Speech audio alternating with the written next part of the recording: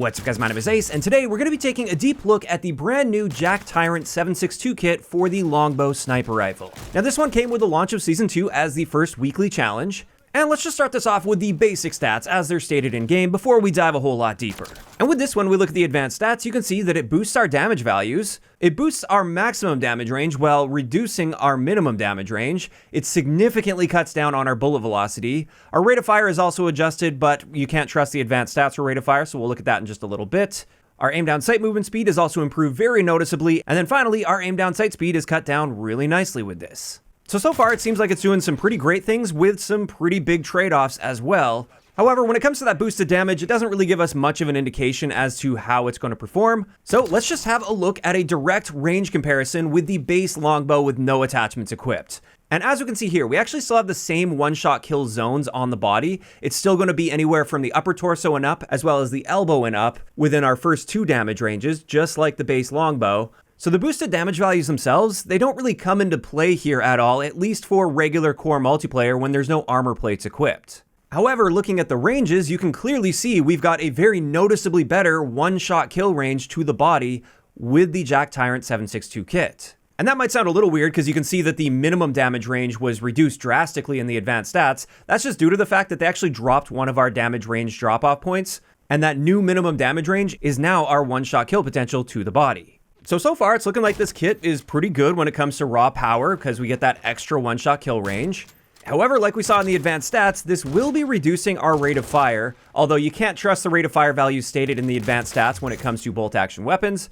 So let's just look at a side-by-side comparison here. With the base longbow, our rate of fire is 88 rounds per minute by default, whereas with the JAK Tyrant 7.62 kit, this is actually 71 rounds per minute. So it's a very noticeable reduction to our rate of fire. So those follow-up shots are going to be coming out much slower. And most importantly with this, when we look at the bolt attachments, currently it allows us to select a bolt attachment combined with this kit. However, in my testing, it doesn't actually change anything. We are locked at 71 rounds per minute with the JAK Tyrant kit.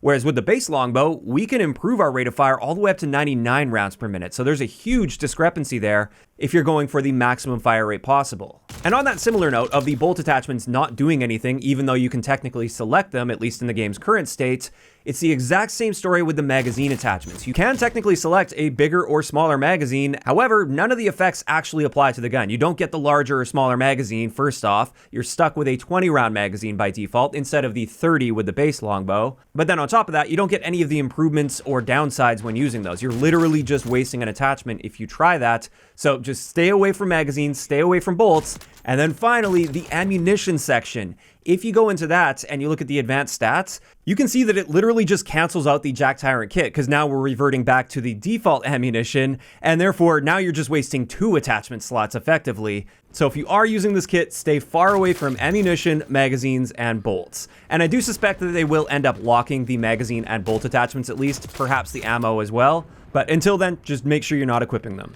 As for the next comparison versus the base longbow, let's have a look at our aim down sight time, which we can see here we get an immediate improvement. It's now 470 milliseconds with this kit, whereas with the base longbow, it's now 520 milliseconds after the Season 2 update where it saw a little bit of a buff.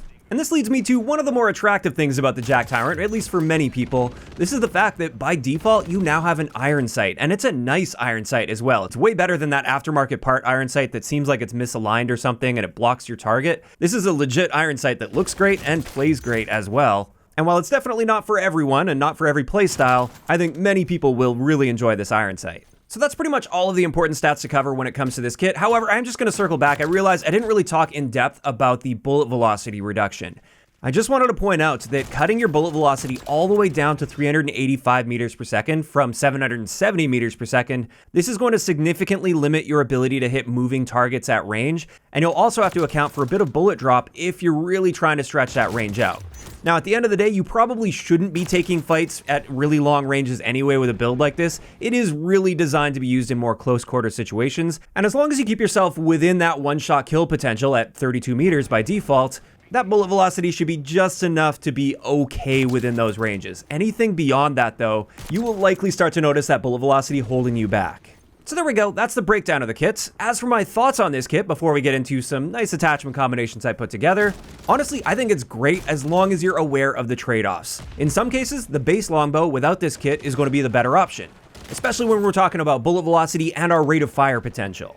In other cases, especially if you want to play as aggressively as possible and in close quarters, this kit can be excellent for that as long as you're willing to sacrifice that quick follow-up shot. Also, if you really like iron sight sniping, you're going to love this kit.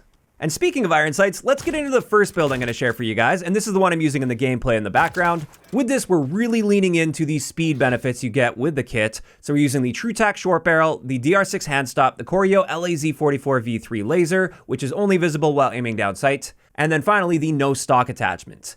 And with this, we can see our aim down sight speed is ridiculously fast for a sniper rifle at 352 milliseconds. That's starting to approach assault rifle level aim down sight time, and yet we can kill in just one bullet. Our sprint out time is also noticeably improved here. Unfortunately, we are sacrificing a bit in the flinch resistance department, but that shouldn't matter so much in the close quarter situations anyway.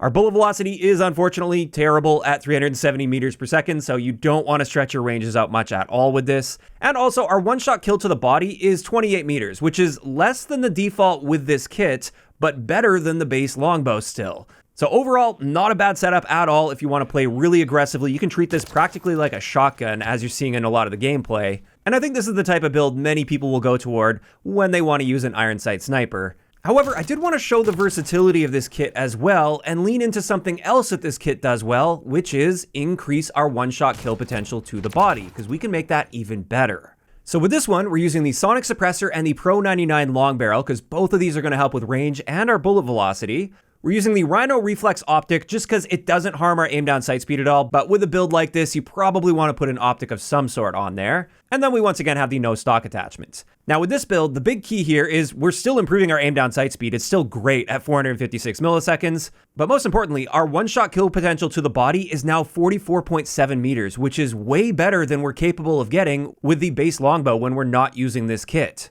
To top that off, our bullet velocity is at least 512 meters per second, so while it's still not great by any means, it should at least hold you over in that maximum one-shot kill potential to the body at about 45 meters.